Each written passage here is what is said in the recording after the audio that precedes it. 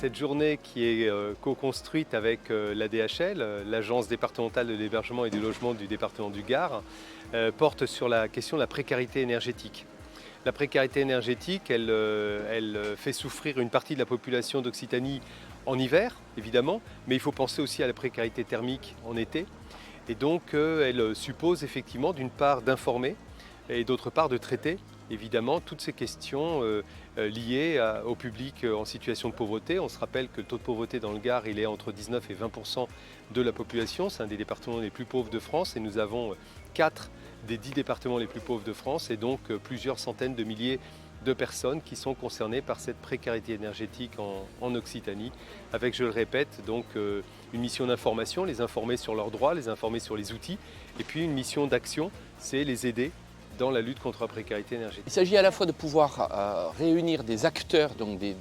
structures qui sont dans l'action en réponse aux situations de précarité énergétique, qu'il s'agisse de structures qui viennent au contact du public répondre aux questions que se posent les particuliers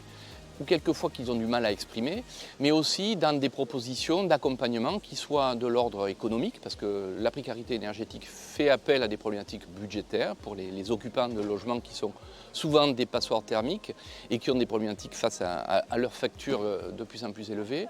mais aussi de pouvoir intervenir sur le parc locatif, le parc de logement, parce qu'en fait la première des réponses suppose de pouvoir trouver des solutions en termes d'isolation, de travaux, de modes de chauffage qui soient plus économes. Et donc les acteurs qui sont présents et qui participent à toute cette journée ont à cœur de s'informer, mais aussi de partager sur les expériences.